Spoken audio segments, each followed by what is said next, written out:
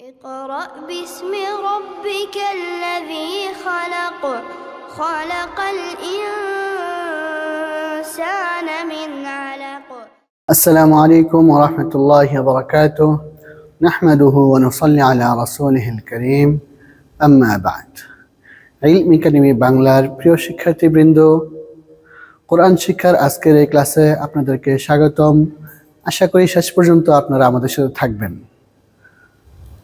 প্রিয় ছাত্র ভাইয়েরা, আপনারা ইতিপূর্বে জেনেছেন প্রত্যেকটি ভাষারই একটি বর্ণমালা রয়েছে, তদ্রূপ আরবি ভাষারও একটি বর্ণমালা রয়েছে, যেটাকে আরবিতে বলা হয় হরফ। আরবি 29টি হরফ রয়েছে। আরবি 29টি হরফ রয়েছে। প্রিয় ছাত্র ভাইয়েরা, আপনারা লক্ষ্য করলে বুঝতে পারবেন যে কিছু হরফের মধ্যে নক্তা রয়েছে। নক্তা এর অর্থ হলো বিন্দু। যেমন আমি আপনাদেরকে দেখিয়ে দিচ্ছি, একটা হরফ, এটা নিচে এই যেভাবে একটা বিন্দু দিলে এটাকে নক্তা বলা হয়, এটাকে নক্তা বলা হয়। তাহলে আপনারা দেখে থাকবেন যে কিছু হরফের মধ্যে নক্তা রয়েছে, কিছু হরফের নিচে একটি নক্তা, কিছু হরফের নিচে দুইটি নক্তা, আবার কোনো হরফের উপরে একটি নক্তা, কোনো হরফের উপরে দুইটি নক্তা, কোনো হরফের উপরে তিনটি নক্তা। প্রিয় ছাত্র ভাইয়েরা, আপনারা দেখে থাকবেন যে আকৃতি হুবহু এক, একটি হরফের স্ট্রাকচার হুবহু এক, কিন্তু এই নক্তার কারণে তার নামের পরিবর্তন হয়ে যায়। এই জন্য আমরা আজকে শিখব নক্তার মাধ্যমে কিভাবে সহজ পদ্ধতিতে কোরআন শেখা যায়, কোরআনের হরফগুলো চেনা যায়। আমরা আজকে এই চেষ্টাই করব, ইনশাল্লাহ। আপনারা আমাদের সাথে থাকবেন। তো নক্তার মাধ্যমে আরবি হরফগুলো চেনার ক্ষেত্রে আমরা কয়েকটা ভাগে বিভক্ত করব। তার মধ্যে প্রথম যে ভাগ, বা এর নকশায় 5টি হরফ। বা এর নকশায় 5টি হরফ আমরা দেখব।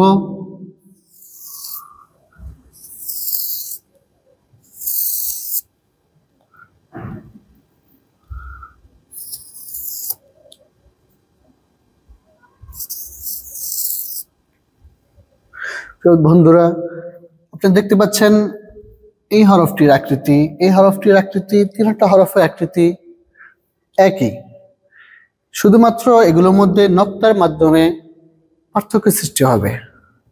যেমন আমি যদি এখানে নিচে একটি নক্তা দিয়ে দেই, এটার নাম হয়ে যাবে বা, এটার নাম হয়ে যাবে বা।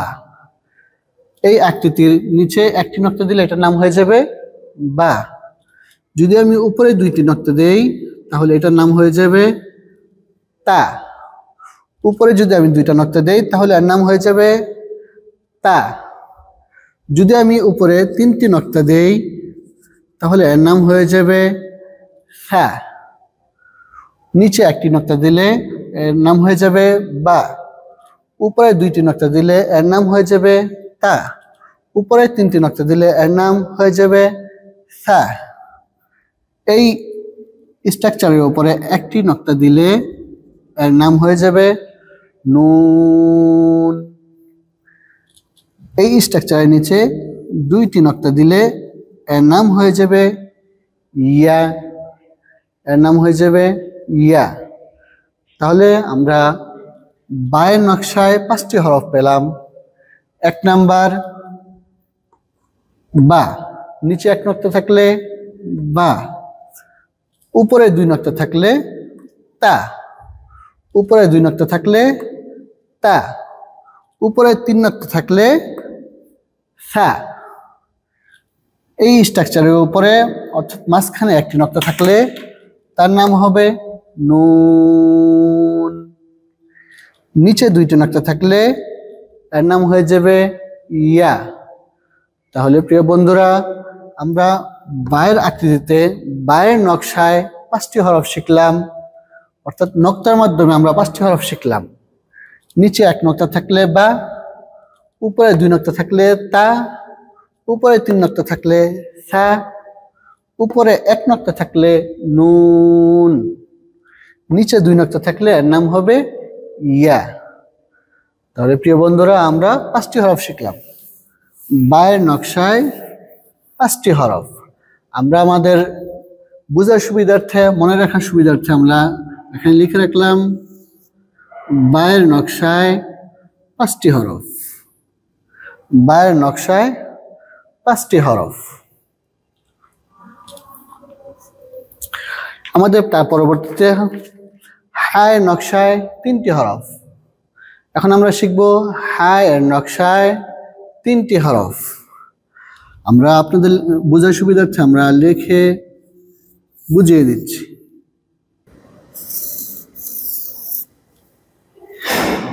হায়ের নকশায় 3টি হরফ। আমরা আগে থেকে চিনেছি যে এই হরফটির নাম হা। হায়ের মধ্যে যদি কোনো নক্তা না থাকে, অর্থাৎ খালি থাকে, তার উপরেও কিছু নেই, তার মাঝেও কিছু নেই, অর্থাৎ নিচেও কিছু নাই, তাহলে তার নাম হলো হা। যখন এই হায়ের উপরে আমরা একটি নক্তা দিয়ে দিব তখন এর নাম হয়ে যাবে খ। যখন আমরা উপরে একটি নক্তা দিব তার নাম হয়ে যাবে খ। যখন তার নিচে আমরা একটি নক্তা দিয়ে দিব তখন এর নাম হয়ে যাবে জিম। তাহলে আমরা হায়ের নকশায় 3টি হরফ শিখলাম। যদি হায়ের উপরে বা মাঝখানে বা নিচে কিছু না থাকে তাহলে তার নাম হা। যদি উপরে একটি নক্তা থাকে তাহলে তার নাম খ। যদি নিচে একটি নক্তা থাকে তার নাম জিম। তাহলে আমরা হায়ের নকশায় 3টি হরফ শিখলাম, হা, খ, জিম। আমাদের মনে রাখার সুবিধার্থে আমরা বোর্ডের এক কর্নারে আমরা লিখে রাখলাম হায়ের নকশায় 3টি হরফ। প্রিয় ছাত্র ভাইয়েরা, আমরা এখন শিখব 3 নম্বর নকশা, অর্থাৎ দালের নকশায় 2টি হরফ। দালের নকশায় 2টি হরফ।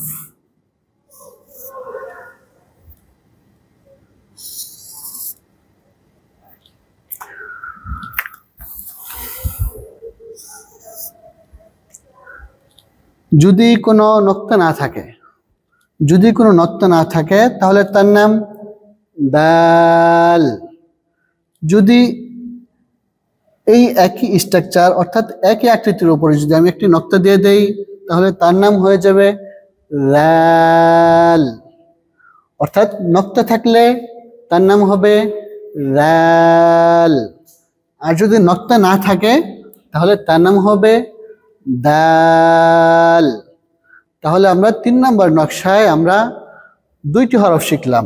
একটি হলো দাল, আরেকটি হলো রাল। তাহলে আমরা মনে রাখার সুবিধার্থে আমরা লিখে রাখলাম দালের নকশায় 2টি হরফ। দালের নকশায় 2টি হরফ। একটি হলো দাল, উপরে এক নক্তা থাকলে তার নাম হলো রাল।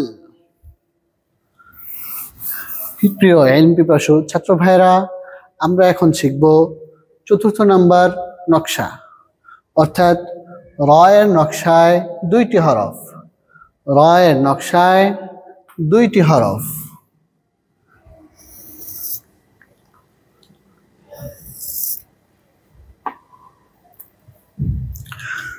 র, এই হরফটির নাম হলো র।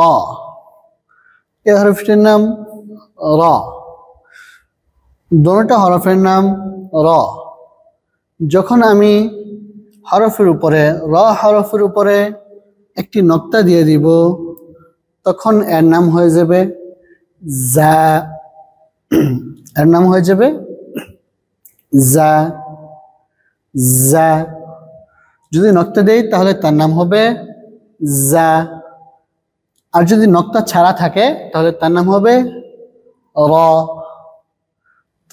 নক্তা ছাড়া থাকলে তার নাম হবে র, আর যদি উপরে একটি নক্তা থাকে তাহলে তার নাম হবে জা।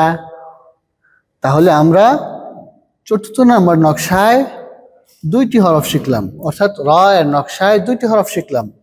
একটি হলো র, আরেকটি হলো জা। প্রিয় বন্ধুরা, আপনারা দেখতে পাচ্ছেন হরফগুলো চিনা এবং শেখা খুবই সহজ। নক্তা মাধ্যম হরফগুলো আমরা চিনতে পারলে আমাদের আর ভুল হবে না সহজে।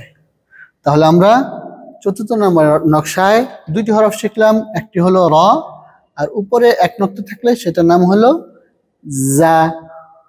তাহলে আমরা এখানে মনে রাখার সুবিধার্থে লিখে রাখলাম চতুর্থ নকশায় দুইটি হরফ, একটি হলো র আর একটি হলো জা। এখন আমরা শিখব নক্তার মাধ্যমে হরফ চিনার 5 নাম্বার কারণ। নক্তার মাধ্যমে সহজে হরফ চিনার 5 নাম্বার কারণ। 5 নাম্বার কারণ হলো আইনের নকশায় দুইটি হরফ। আইনের নকশায় দুইটি হরফ। এই হরফটির নাম হলো আইন। এই হরফটির নাম আইন।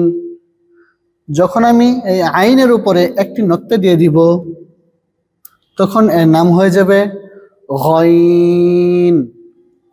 প্রিয় বন্ধুরা, তাহলে আমরা 5 নম্বর নকশা অর্থাৎ আইনের নকশায় দুইটি হরফ শিখলাম, একটি হলো নক্তা ছাড়া, একটি হলো নক্তা ছাড়া, তার নাম হলো আইন।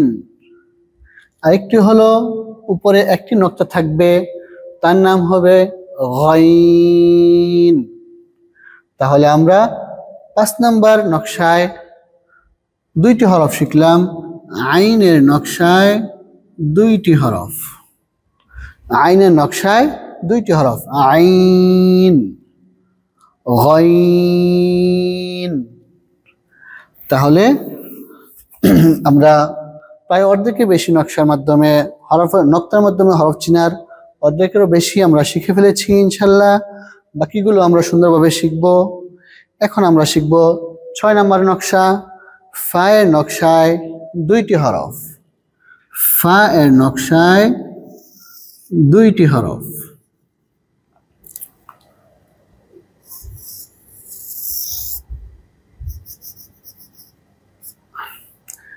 প্রিয় বন্ধুরা, আপনারা দেখতে পাচ্ছেন এখানেও একটা গুল মাথা আছে, এখানেও একটি গুল মাথা আছে। এই হরফটির এই নকশাটির উপরে যখন আমি একটি নক্তা দিয়ে দিব তখন এর নাম হবে ফা। ফা। যখন আমি এই গুল মাথাওয়ালা এই স্ট্রাকচারের উপর আমি দুইটা নক্তা দিয়ে দিব তখন এর নাম হয়ে যাবে কফ। আমরা দেখতে পাচ্ছি যে এই হরফটির এই গুলমাথা উপরে একটি নক্তা রয়েছে, এই গুলমাথার উপরে দুইটি নক্তা রয়েছে। তাহলে আমরা স্পষ্ট এখানে দেখতে পাচ্ছি যে নক্তার মাধ্যমে হরফের নামের পরিবর্তন হচ্ছে। এক নক্তার কারণে এখানে এই হরফটির নাম হলো ফা এবং এখানে 2 নক্তার কারণে এই হরফটির নাম হলো কফ। তাহলে গুল মাথাওয়ালা এই স্ট্রাকচারের উপরে এক নক্তা থাকলে তার নাম ফা এবং এই গুল মাথাওয়ালা এই স্ট্রাকচারের উপরে 2 নক্তা থাকলে তার নাম হবে কফ। তাহলে আমরা 6 নম্বর নকশায় দুইটি হরফ শিখলাম। আমরা মনে রাখার সুবিধার্থে লিখে রাখলাম 6 নম্বর নকশায় দুইটি হরফ, একটি হলো ফা আর একটি হলো কফ। প্রিয় ইলমি বন্ধুরা, এখন আমরা শিখব নক্তার মাধ্যমে হরফ চিনার সহজ পদ্ধতিতে হরফ চিনার 7 নম্বর নকশা অর্থাৎ সাদের নকশায় দুইটি হরফ।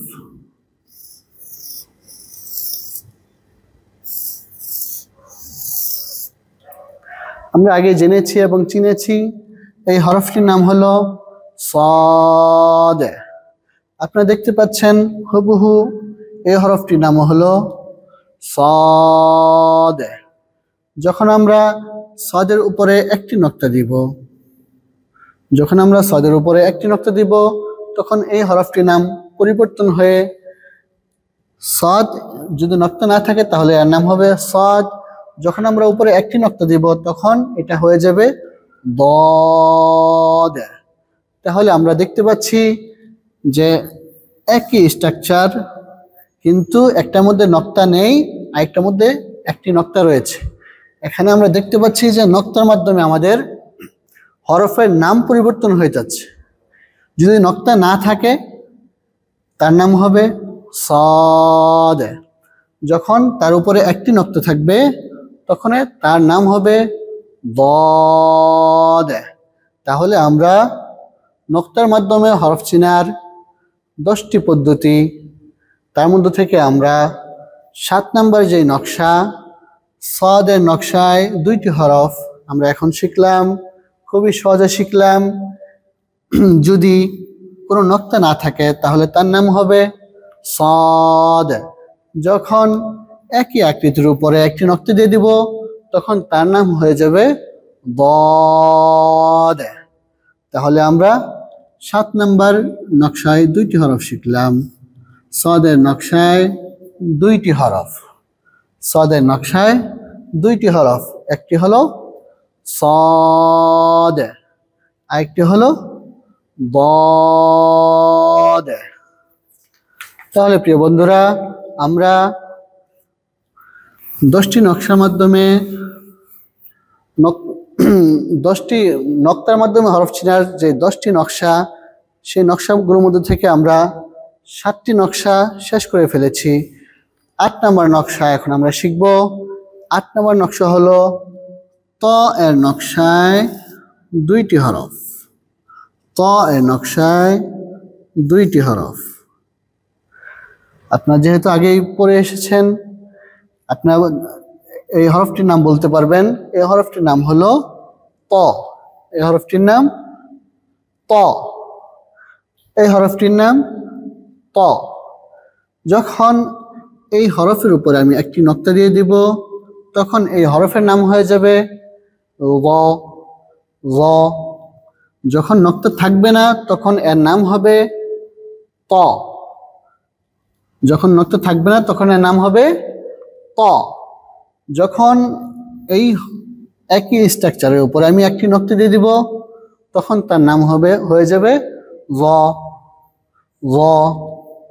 তাহলে আমরা শিখলাম 8 নম্বর নকশা, অর্থাৎ ত এর নকশায় 2টি হরফ। আমরা শিখলাম ত এর নকশায় 8 নম্বর নকশা, ত এর নকশায় 2টি হরফ।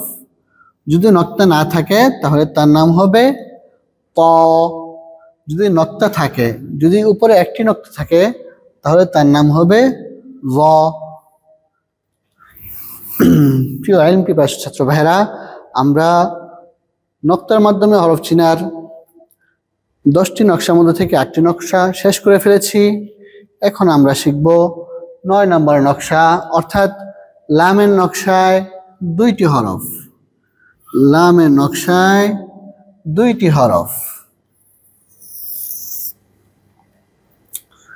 আপনারা দেখতে পাচ্ছেন এই হরফটির মধ্যে লম্বা একটা স্ট্রাকচার রয়েছে। সেম এই হরফের মধ্যে একটি লম্বা টান রয়েছে। সুতরাং এই লম্বা টানওয়ালা হরফটাকে বলা হয় লাম। যখন এখানেও একটি লম্বা টান রয়েছে, একটু আকৃতির লম্বা, কিন্তু যখন এটার মধ্যে একটা এরকম পেঁচ থাকবে, পেঁচের মধ্যে একটা চিহ্ন থাকবে, তখন এর নাম হয়ে যাবে কাফ। যখন পেঁচওয়ালা একটা চিহ্ন থাকবে তখন এর নাম হয়ে যাবে কাফ।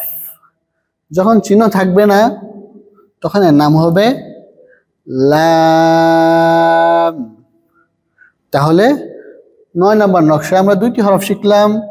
একটি হলো লাম, যখন এর মধ্যে কোনো কিছু পেঁচ জাতীয় কিছু থাকবে না তখন এর নাম হবে লাম। যখন পেঁচ জাতীয় একটি চিহ্ন থাকবে তখন এর নাম হবে কাফ। তাহলে আমরা লামের নকশায় 2টি হরফ শিখলাম। একটি হলো লাম, আরেকটি হলো কাফ। এখন আমরা শিখব নক্তার মাধ্যমে হরফ চিনার 10 নম্বর নকশা। নক্তার মাধ্যমে হরফ চিনার 10 নম্বর নকশা, অর্থাৎ সিনের নকশায় 2টি হরফ, সিনের নকশায় 2টি হরফ। আপনারা দেখতে পাচ্ছেন যে এখানে এটাকে বলা হয়, আমরা সহজভাবে বলি যে এটাকে, এই টানটাকে সহজে বোঝার জন্য বলি আমরা এটাকে দাঁত বলি। একটা টান, 2টা টান, 3টা টান, অর্থাৎ আমরা এটাকে বলি 3 দাঁত। আমরা এটাকে বলি সহজে বোঝার জন্য আমরা এটাকে বলি 3 দাঁত, অর্থাৎ সিনের মধ্যে 3টি দাঁত রয়েছে। যখন এটার মধ্যে কোনো নক্তা থাকবে না, নক্তা না থাকে, তখন তার নাম হলো সিন। যখন কোনো নক্তা থাকবে না তখন তার নাম সিন। আপনারা দেখতে পাচ্ছেন এখানেও 1 2 3 3টি দাঁত রয়েছে এবং স্ট্রাকচার সেম, একই। সুতরাং এটার নামও সিন। যখন আমরা এই 3 দাঁতের উপরে 3টি নক্তা দিব, তখন এর নাম হয়ে যাবে, সিন থেকে পরিবর্তন হয়ে এর নাম হয়ে যাবে শিন।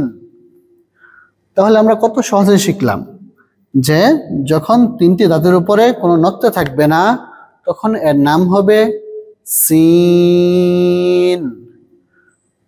যখন এই 3টি দাঁতের উপরে আমরা 3টি নক্তা দিয়ে দিব তখন তার নাম হয়ে যাবে শিন। তাহলে আমরা 10 নম্বর নকশায় 2টি হরফ শিখলাম। একটি হলো নক্তা ছাড়া সিন, আরেকটি হলো 3টি নক্তা থাকবে, তার নাম হবে শিন। তাহলে আমরা সিনের নকশায় 2টি হরফ শিখলাম, সিনের নকশায় 2টি হরফ। তাহলে আমরা শিখতে পারলাম সর্বমোট নকশার মাধ্যমে আমরা কয়টি হরফ শিখতে পারলাম? আমরা যেহেতু এখানে লিখে রেখেছি, বায়ের নকশায় 5টি হরফ, হায়ের নকশায় 3টি হরফ, দালের নকশায় 2টি হরফ, র এর নকশায় 2টি হরফ, আইনের নকশায় 2টি হরফ, ফা এর নকশায় 2টি হরফ, সদ এর নকশায় 2টি হরফ, ত এর নকশায় 2টি হরফ, লাম এর নকশায় 2টি হরফ, সিন এর নকশায় 2টি হরফ। সর্বমোট 10টি নকশার মাধ্যমে আমরা হরফগুলো শিখলাম, 24টি হরফ শিখলাম। 10টি নকশার মাধ্যমে আমরা 24টি হরফ শিখলাম। আর আমরা যেহেতু জেনেছি যে আরবি হরফ 29টি, এখানে আমরা পেয়েছি 24টি। আর বাকি 5টি হরফ হলো এমন যেগুলোর মধ্যে নক্তা নাই, যেগুলো নক্তার মাধ্যমে কোনো পরিবর্তন হয় না, নক্তা ছাড়া হরফ, অর্থাৎ ওগুলোর মধ্যে কোনো আরেকটা হরফের সাথে সামঞ্জস্যপূর্ণ নয়, এই জন্য আমরা সেগুলো আলাদা শিখব। সেই হরফগুলি হলো আলিফ, মিম, ওয়াও, হামজা, হা।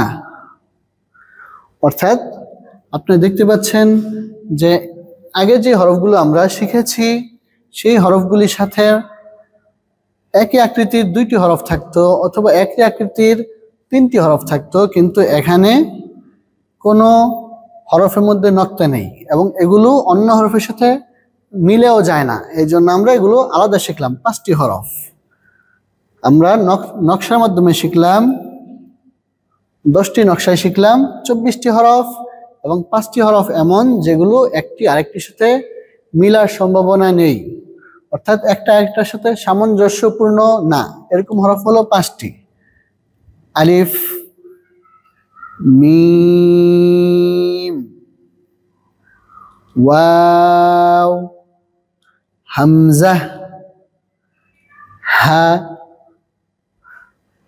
আলিফ, মিম, ওয়াও, হামজা, হা।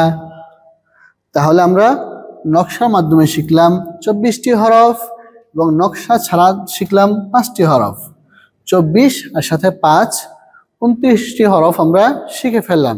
আলহামদুলিল্লাহ, আমরা আরবি 29টি হরফ নক্তার মাধ্যমে কিভাবে সুন্দরভাবে চেনা যায়, যাতে করে আমাদের একটি হরফ আরেকটা হরফের সাথে মিলে না যায়, মিলে ভুল না হয়ে যায়, এই জন্য আমরা নক্তার মাধ্যমে 24টি হরফ শিখলাম এবং নক্তা ছাড়া 5টি হরফ শিখলাম। সর্বমোট 29টি হরফ আমরা পরিপূর্ণরূপে শিখতে পারলাম। আলহামদুলিল্লাহ। প্রিয় শিক্ষার্থীবৃন্দ, তাহলে আমরা এতক্ষণ শিখলাম নক্তার মাধ্যমে হরফ চিনার উপায়গুলি। এখন আমরা সেগুলো সংক্ষেপে রিভিশন দিব ইনশাল্লাহ। অর্থাৎ নক্তার মাধ্যমে হরফ চিনার 10টি পদ্ধতি। 1 নম্বর পদ্ধতি হলো বায়ের নকশায় 5টি হরফ, বা, তা, সা, নুন, ইয়া। 2 নম্বর নকশা অর্থাৎ হায়ের নকশায় 3টি হরফ, হা, খ, জিম। 3 নম্বর নকশা অর্থাৎ দালের নকশায় 2টি হরফ, দাল, রাল, দাল, রাল। 4 নম্বর নকশায় 2টি হরফ, র, জা, র, জা। 5 নম্বর নকশা অর্থাৎ আইনের নকশায় 2টি হরফ, আইন। তার উপরে যদি 1 নক্তা দেই তাহলে তার নাম হয়ে যাবে গইন। 6 নম্বর নকশা অর্থাৎ ফায়ের নকশায় 2টি হরফ, ফা, কফ। 7 নম্বর নকশা অর্থাৎ সদের নকশায় 2টি হরফ, সদ। এবং এই সদের উপরে যদি আমরা একটা নক্তা দিয়ে দেই তাহলে তার নাম হয়ে যাবে বদ। 8 নম্বর নকশা অর্থাৎ ত এর নকশায় 2টি হরফ, ত, র, ত, র। 9 নম্বর নকশা অর্থাৎ লামের নকশায় 2টি হরফ, লাম, কাফ। 10 নম্বর নকশা অর্থাৎ সিনের নকশায় 2টি হরফ, সিন, শিন, সিন। এটার মধ্যে কোনো নক্তা থাকবে না। যখন এই সিনের উপরে 3টি নক্তা দেওয়া হবে তখন এর নাম হয়ে যাবে শিন। 11 নম্বর নকশা অর্থাৎ মনে রাখার কায়দা ছাড়া 5টি হরফ, আলিফ, মিম, ওয়াও, হামজা, হা। তাহলে আমরা শিখতে পারলাম 11টা নকশায় 29টি হরফ, অর্থাৎ বায়ের নকশায় 2টি হরফ, দালের নকশায় 2টি হরফ, র এর নকশায় 2টি হরফ, ফা এর নকশায় 2টি হরফ, হা এর নকশায় 3টি হরফ, সদ এর নকশায় 2টি হরফ, লাম এর নকশায় 2টি হরফ, ত এর নকশায় 2টি হরফ, আইন এর নকশায় 2টি হরফ, সিন এর নকশায় 2টি হরফ। এবং 5টি এমন হরফ যেগুলো কোনো নকশা ছাড়া প্রত্যেকটাই পৃথকভাবে, অর্থাৎ কোনোটার সাথে মিলে না। এরকম হরফ 5টি, আলিফ, মিম, ওয়াও, হামজা, হা। প্রিয় শিক্ষার্থীবৃন্দ, তাহলে আমরা শিখতে পারলাম নক্তার মাধ্যমে কিভাবে সুন্দরভাবে সহজভাবে হরফ চেনা যায়। এখন আমরা শিখব লিখার সুবিধার্থে। লিখে আর 29টি হরফ লিখে শেখার সুবিধার্থে আমরা ইতিপূর্বে পড়েছি যে 8টি ভাগে ভাগ করা হয়েছে। আমরা সেগুলো রিভিশন দিব। অর্থাৎ প্রথম ভাগে 4টি হরফ, প্রথম ভাগে 4টি হরফ। লিখার সুবিধার্থে, সহজভাবে লিখার সুবিধার্থে, লিখে আরবি ভাষা শেখার সুবিধার্থে আরবি 29টি হরফকে 8 ভাগে ভাগ করা হয়েছে। সেই 8 ভাগের মধ্যে থেকে প্রথম ভাগের মধ্যে 4টি হরফ রয়েছে, 1 আলিফ, মিম, ত, ল। এটি আমাদের 40 নম্বর পৃষ্ঠায় এটি আছে। আলিফ 1 নম্বর ভাগে রয়েছে আলিফ মিম ত জ। 2 নম্বর ভাগ অর্থাৎ লিখে শিখার সুবিধার্থে যে 8টি ভাগ করা হয়েছে তার মধ্যে 2 নম্বর ভাগের মধ্যে 5টি হরফ বা তা সা ফা কাফ। 3 নম্বর ভাগ হলো 3 নম্বর ভাগের মধ্যে 3টি হরফ হা খ জিম। 4 নম্বর ভাগে 5টি হরফ র জা ওয়াও দাল জাল। 5 নম্বর ভাগে 4টি হরফ সিন শিন صاد ضاد। 6 নম্বর ভাগে 3টি হরফ নুন কফ লাম। 7 নম্বর ভাগে 3টি হরফ হামজা আইন গাইন। লিখে সুবিধার্থে লিখে আরবি ভাষা শেখার সুবিধার্থে যে 8টি ভাগ করা হয়েছে সর্বশেষ ভাগ হলো 8 নম্বর ভাগ হলো ওই ভাগের মধ্যে 2টি হরফ ওই ভাগের মধ্যে 2টি হরফ হা। ওই ভাগের মধ্যে 2টি হরফ হা এবং ইয়া হা এবং ইয়া। তাহলে আমরা লিখে আরবি ভাষা শেখার সুবিধার্থে 8টি যে ভাগ সেই ভাগগুলো আমরা রিভিশন দিলাম। এখন আমরা শিখব, এতক্ষণ আমরা যা শিখলাম সেগুলো হলো একটি হরফ যখন পূর্ণাঙ্গ রূপে থাকে পরিপূর্ণ রূপে থাকে এতক্ষণ আমরা সেগুলো শিখলাম। এখন আমরা শিখব আরবি হরফ যখন একটি হরফ আরেকটি হরফের সাথে মিলিত হয়। আরবিতে যেটাকে বলা হয় মুরাক্কাব অর্থাৎ একটি হরফ আরেকটি হরফের সাথে মিলে আসা এটাকে আরবিতে বলা হয় মুরাক্কাব। আরবি হরফগুলি যখন একটি আরেকটি হরফের সাথে মিলে আসে তখন এই হরফের মধ্যে সামান্য একটু পরিবর্তন আসে। যখন একটি হরফ আরেকটি হরফের সাথে মুরাক্কাব হয় মিলিত হয় তখন এই হরফগুলির মধ্যে সামান্য পরিবর্তন আসে। আমরা এখন সেই পরিবর্তনটাই শিখব যেন আমাদের বুঝতে সহজ হয়। এজন্য আমরা বোর্ডে লিখে দেখাবো এবং শিখব। প্রিয় শিক্ষার্থীবৃন্দ, তাহলে আমরা এখন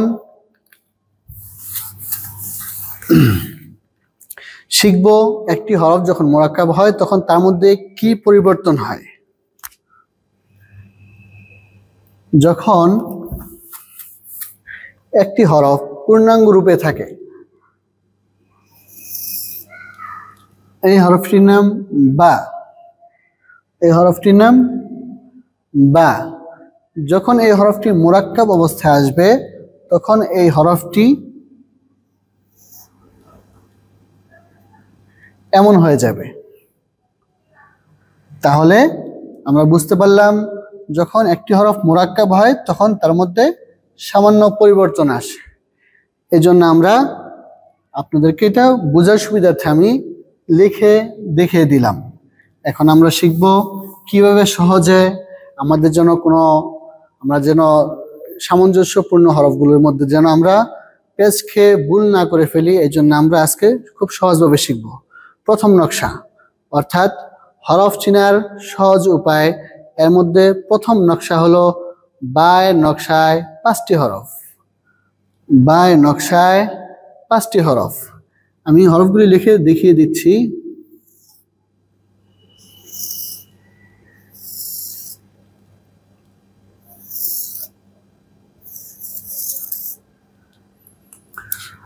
নিচে 1 নক্তা দিলে বা, উপরে 2 নক্তা দিলে তা, উপরে 3 নক্তা দিলে সা, উপরে এক নক্তা দিলে নুন, নিচে দুই নক্তা দিলে ইয়া।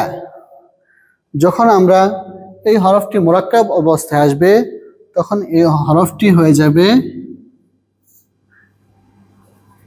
বা, আকৃতিটা হয়ে যাবে বা। এটার উপরে দুই নক্তা দিলে এটা হয়ে যাবে তা, উপরে তিন নক্তা দিলে হয়ে যাবে সা, উপরে এক নক্তা দিলে হয়ে যাবে নুন, নিচে দুই নক্তা দিলে হয়ে যাবে ইয়া। তাহলে আমরা দেখতে পারলাম যখন একটি হরফ তার পূর্ণাঙ্গ রূপে থাকে তখন তার আকৃতিটা হয় এমন। বায়ের আকৃতি যখন তার পূর্ণাঙ্গ রূপে থাকে তখন বায়ের আকৃতিটা এমন হয়, এবং যখন সংক্ষেপ অর্থাৎ আরেকটার সাথে মোরাক্কাব হয়ে আসে তখন তার আকৃতিটা এমন হয়। আমরা নিচে উদাহরণস্বরূপ সবগুলো হরফ একসাথে আমরা মোরাক্কাব করে অর্থাৎ মিলিয়ে লিখে দিব।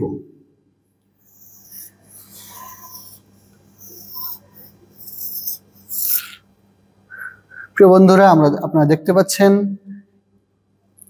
নিচে এক নক্তা দিলে হয়ে গেল বা, নিচে এক নক্তা দিলে হয়ে গেল বা, উপরে দুই নক্তা দিলে হয়ে যাবে তা, উপরে তিন নক্তা দিলে হয়ে যাবে সা, উপরে এক নক্তা দিলে হয়ে যাবে নুন, নিচে দুই নক্তা দিলে হয়ে যাবে ইয়া। তাহলে আমরা খুবই সহজে শিখলাম একটি হরফ যখন তার পূর্ণাঙ্গ রূপে থাকে তখন তার আকৃতিটা হয় এমন, যখন সেই হরফগুলো মোরাক্কাব অবস্থায় আসবে তখন তার আকৃতিটা এমন হবে। আর আমরা নিচে সবগুলো হরফ একসাথে মোরাক্কাব অবস্থায় আমরা লিখে দেখিয়ে দিলাম। আপনারা সবাই হয়তো বুঝতে পেরেছেন। এখন আমরা শিখব 2 নাম্বার নকশা।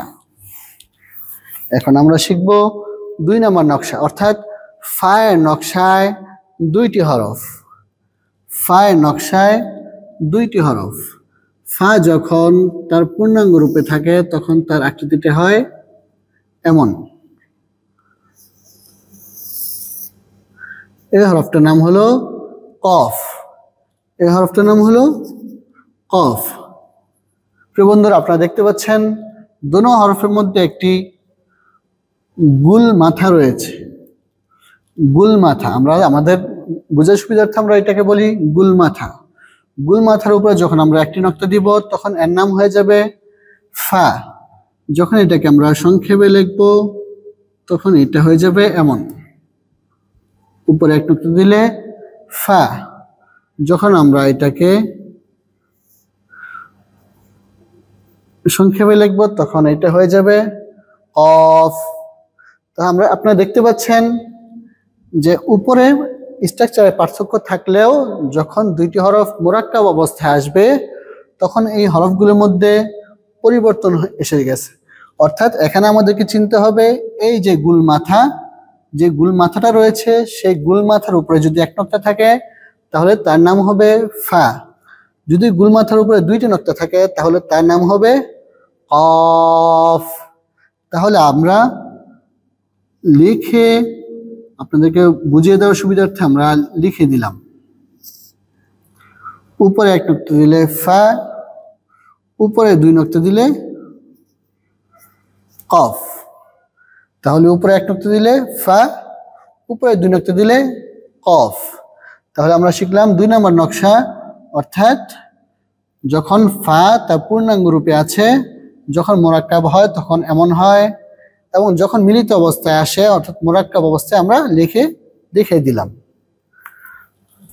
আমরা শিখলাম 2 নাম্বার নকশা, অর্থাৎ ফায়ের নকশায় 2টি হরফ। এখন আমরা শিখব 3 নাম্বার নকশা, অর্থাৎ সিন। সিন হরফ। সিনের নকশায় 2টি হরফ। সিন যখন পূর্ণাঙ্গ রূপে থাকে তখন তার আকৃতিটা এমন হয়। আর শিন এর আকৃতিটা হলো তার উপরে 3টে নক্তা থাকবে, তাহলে তার নাম হবে সিন। যখন এই হরফগুলি মোরাক্কাব হবে তখন এর আকৃতিটা হয়ে যাবে এমন। এবং শিন যখন মুরাক্কাব অবস্থায় আসবে তখন সেটা হয়ে যাবে এমন। আমরা দুইটি হরফ একসাথে মিলিয়ে বুঝিয়ে দেওয়ার সুবিধার্থে আমরা নিচে আপনাদেরকে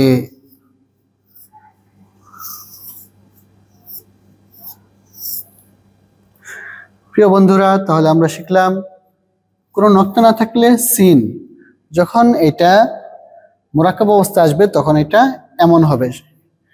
যখন আমরা এটা লিখেছি, আমরা যখন মুরাক্কাব অবস্থায় এসেছে, উদাহরণস্বরূপ আমরা এটা লিখে দিয়েছি। তো যখন উপরে 3টি নক্তা হবে তখন তার নাম হবে শিন। যখন উপরে নক্তা থাকলো কিন্তু সংক্ষেপ রূপে এখানে এমন আসবে।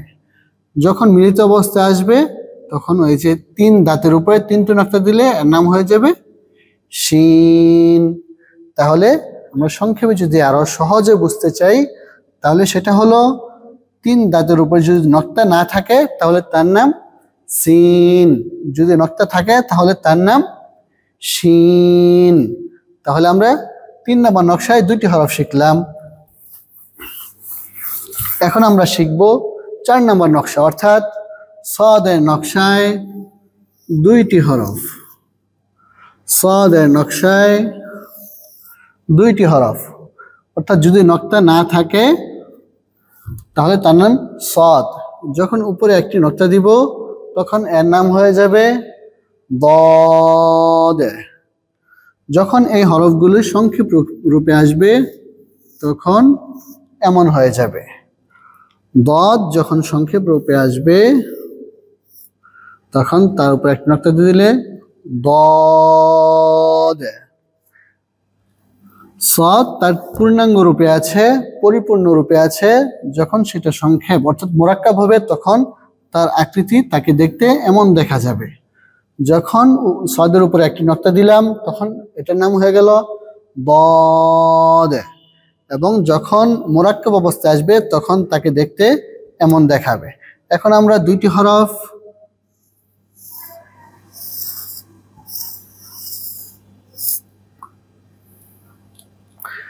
তাহলে আমরা দেখতে পাচ্ছি সাদ আর উপরে যখন একটি নক্তা দিয়ে দিব তখন এর নাম হয়ে যাবে দাদ। এখানে আমরা উদাহরণস্বরূপ মিলিত অবস্থায় মুরাক্কাব অবস্থায় লিখে দিলাম, আপনারা হয়তো সবার বুঝতে যেন সহজ হয় এই জন্যে।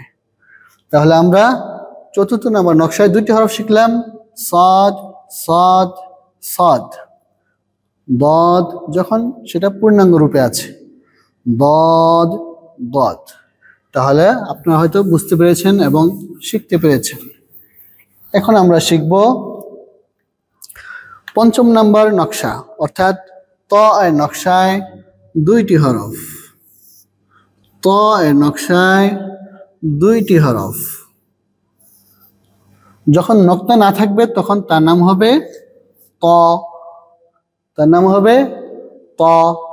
যখন উপরে একটি নক্তা দিয়ে দিব তখন এর নাম হয়ে যাবে র, এর নাম হয়ে যাবে র।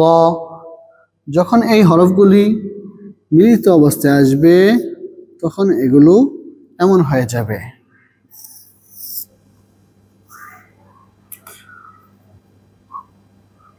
নক্তা ছাড়া, নক্তা ছাড়া এটার উপরে একটি নক্তা রয়েছে, এটার নাম হলো র। এটার উপরে একটি নক্তা রয়েছে, এটার নাম হলো র। তাহলে ত এর নকশা আমরা 2টি হরফ শিখলাম, ত র। এখানে আমরা দেখলাম মিলিত অবস্থায় এমন আসবে ত র। এখন আমরা মিলিত অবস্থায় লিখে দিব যাতে আপনাদের বুঝতে সুবিধা হয়। তাহলে ত যখন আমরা উপরে একটি নক্তা দিব তখন এটার নাম হয়ে যাবে র। তাহলে ত ত ত, র র র। তাহলে আমরা 5 নম্বর নকশায় 2টি হরফ শিখলাম, ত এবং র। এখন আমরা শিখব 6 নম্বর নকশা, অর্থাৎ হা এর নকশা। হা এর নকশায় 3টি হরফ।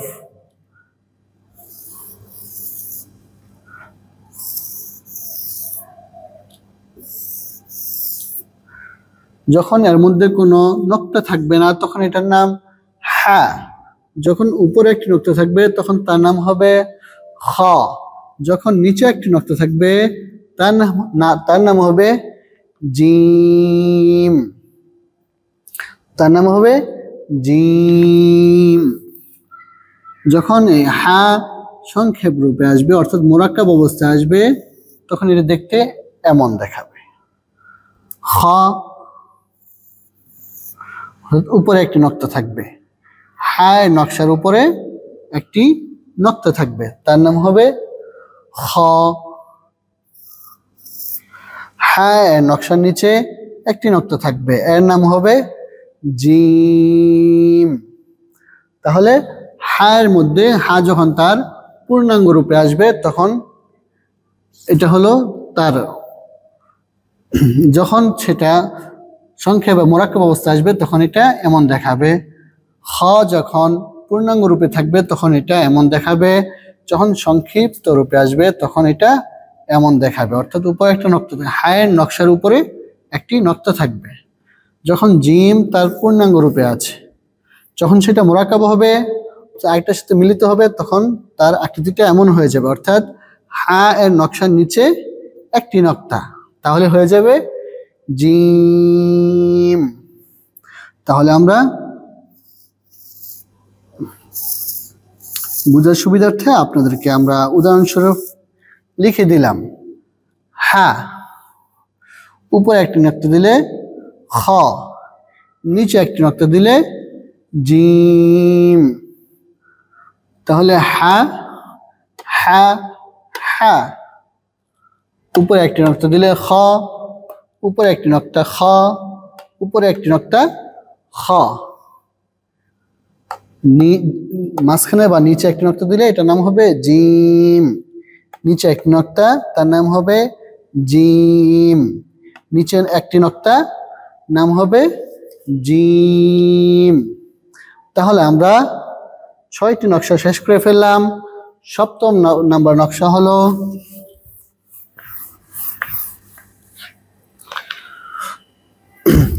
আইনের নকশায় 2টি হরফ। আইনের নকশায় 2টি হরফ।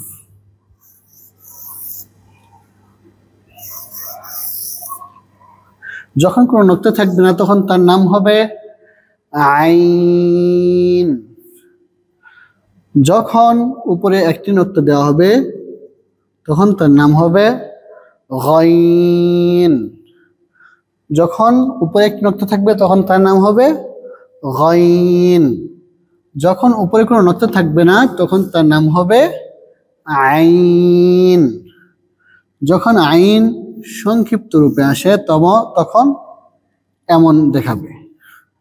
যখন গইন সংক্ষিপ্ত রূপে আসে অর্থাৎ আইনের নকশার উপরে একটি নক্তা দিলে তার নাম হয়ে যাবে গইন। উপরে একটি নক্তা থাকলে নাম হবে গইন। যখন নক্তা থাকবে না তখন তার নাম হবে আইন। তাহলে আমরা শিখতে পারলাম 7 নম্বর নকশা, অর্থাৎ আইনের নকশায় 2টি হরফ, আইন এবং উপরে নক্তা দিলে গইন। তাহলে আমরা বুঝতে পারলাম এটা হলো আইনের সম্পূর্ণ রূপ। এটা হলো আইন যখন মোরাক্কাব অবস্থায় আসে তখন তার রূপ। এটা হলো গইন। যখন গইন তার সম্পূর্ণ রূপে থাকবে তখন এটার নাম থাকবে গইন, এটাকে দেখতে এমন দেখাবে। যখন এটা সংক্ষিপ্ত অবস্থায় থাকবে অর্থাৎ আরেকটা হরফের সাথে মিলিত অবস্থায় আসবে তখন এটাকে দেখতে এমন দেখাবে, অর্থাৎ আইনের নকশার উপরে একটি নক্তা, এটার নাম হবে গইন।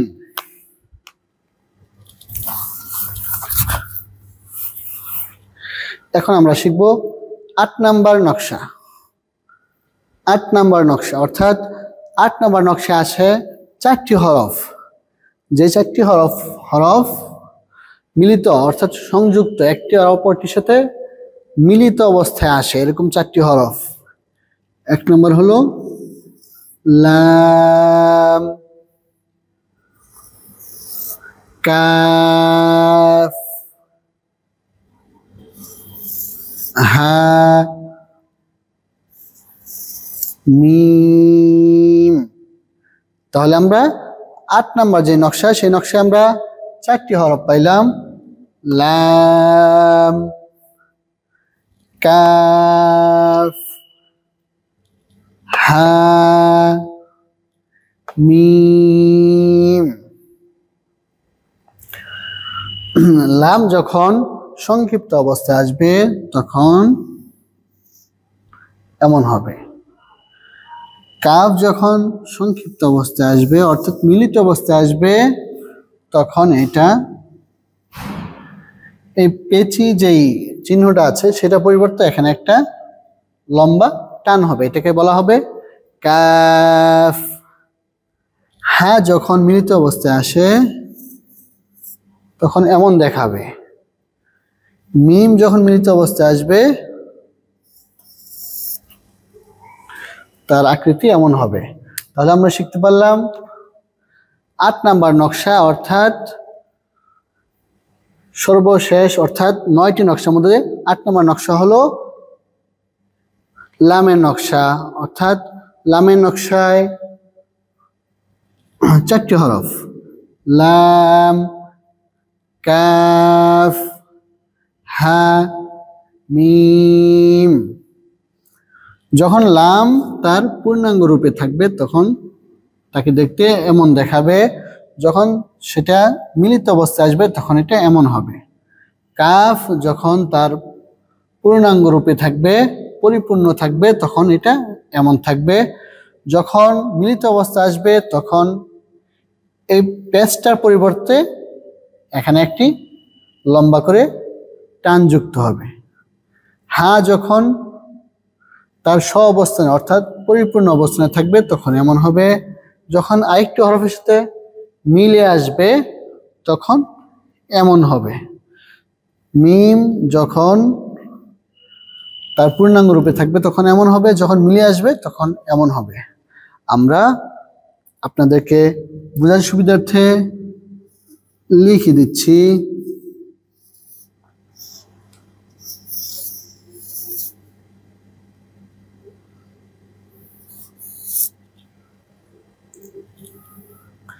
লাম সোজা একটা টান, লাম। এটা যখন আমরা একটা টান দিয়ে দিব তখন এটা হয়ে যাবে কাফ, হা, মিম। তাহলে আমরা শিখলাম 8 নাম্বার নকশায় 4টি হরফ, লাম, লাম, লাম, কাফ, কাফ, কাফ, হা, হা, হা, মিম, মিম, মিম। তাহলে আমরা এখন শিখব সর্বশেষ যে নকশা, সেটি হলো এরকম কয়েকটি হরফ, এরকম 7টি হরফ, এরকম 7টি হরফ যেগুলো একটি অপরটির সাথে মিলিত হয় না, অর্থাৎ মোরাক্কাব হয় না। মোরাক্কাব হয় না এরকম হরফের সংখ্যা হলো 7টি। তার মধ্যে থেকে একটি হলো র, জা, ওয়াও, দাল, যাল, হামজা,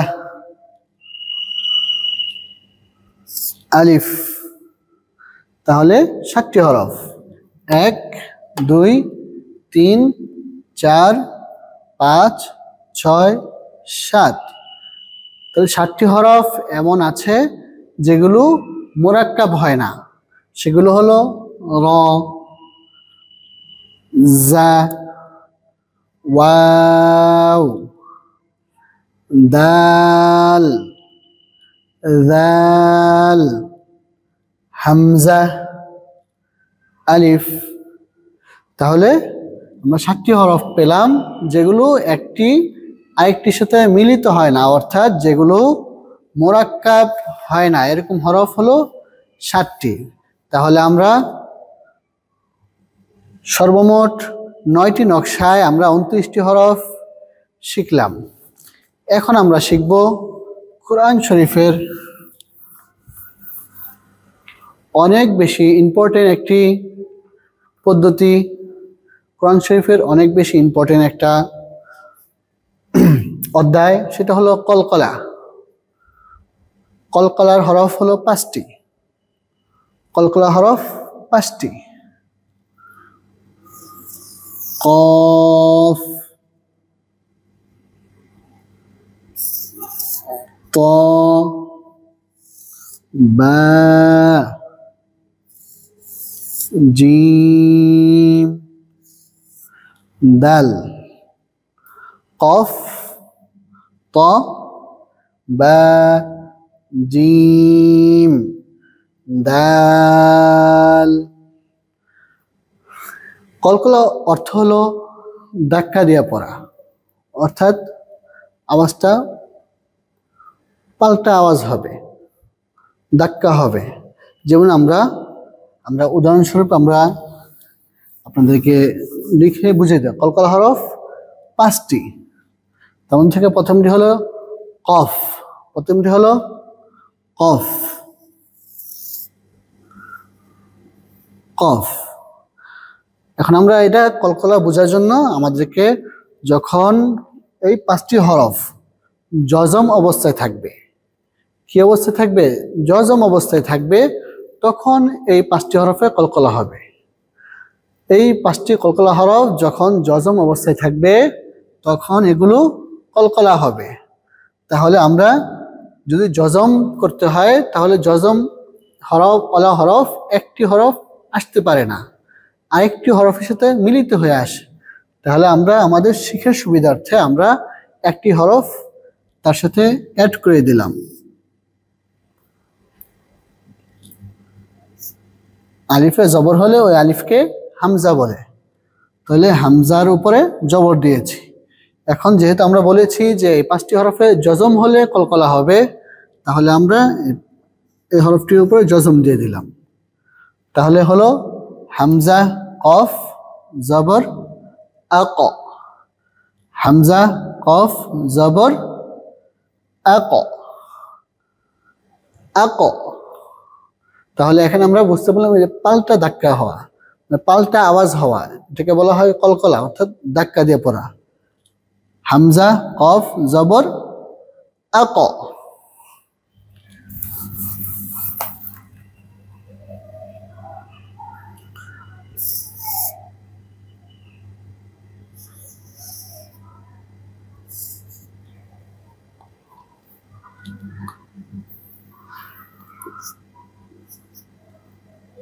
বা ত জবর বাত, বা ত জবর বাত। কফ ত বা জিম দাল, কফ ত, ত এসেছে এখানে এবং তর উপরে কি হয়েছে? জজম হয়েছে। যখন এই কলকলা হরফে জজম হবে তখন এগুলো কলকলা করি, অর্থাৎ ধাক্কা দিয়ে পড়তে হবে। বা ত জবর বাত। তাহলে আমরা 5টি হরফের মধ্যে থেকে 2টি হরফ পড়ে ফেললাম, কফ এবং ত। এখন আমরা পড়ব বা।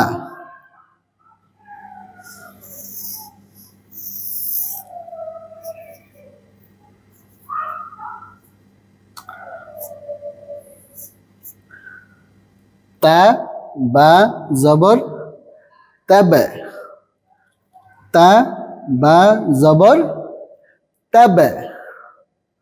তাহলে কফ ত বা, বায়ের উপরে জজম এসেছে, তখন এই জন্য এটা কি হবে? কলকলা দিয়ে পড়তে হবে। তা বা জবর তাবে। 4 নম্বর হরফ হলো জিম। যদি কলকলা করে পড়তে হয় তাহলে আমাদেরকে কি করতে হবে? এখানে জজম দিতে হবে। এই হরফটির উপরে কি থাকতে হবে? জজম থাকতে হবে। আমরা এখানে একটা আলিফ দিয়ে দিলাম, তার উপরে একটি জবর দিয়ে দিলাম। হামজা জিম জবর আজে, হামজা জিম জবর আজে। আপনারা শুনতে পাচ্ছেন, দেখতে পাচ্ছেন, আমি ধাক্কা দিয়ে পড়তেছি, কলকলা করিয়া পড়ছি। হামজা জিম জবর আজে। 5 নম্বর সর্বশেষ যে হরফ সেটা হলো দাল। কফ, ত, বা, জিম, দাল। সর্বশেষ হরফ হলো দাল।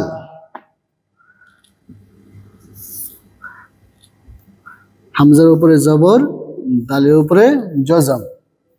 হামজা দাল জবর আদে, হামজা দাল জবর আদে, হামজা দাল জবর আদে।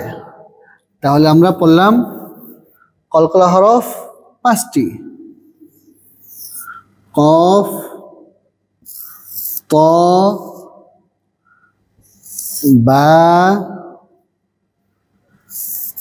জিম, দাল।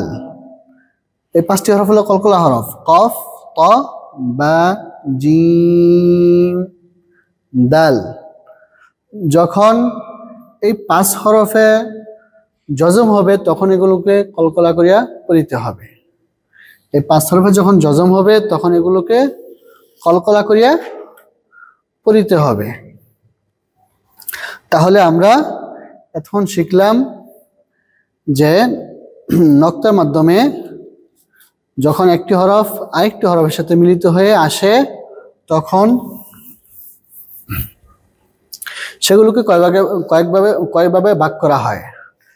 আমরা এই যে 54 নম্বর পৃষ্ঠা আমরা রিভিশন করে নিব আরেকবার। আমরা কি শিখলাম?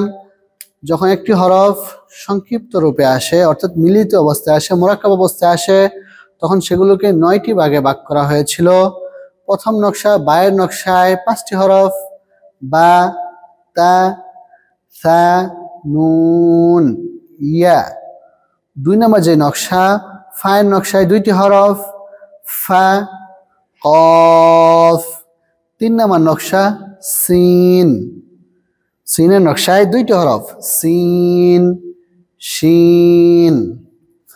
4th নম্বর নকশা হলো সদের নকশা, সদের নকশায় 2টি হরফ সদ, বদ।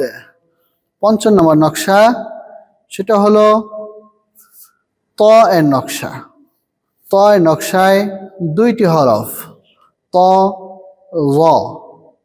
6 নম্বর নকশা হলো হা এর নকশা, হা এর নকশায় 3টি হরফ হা, খ, জিম।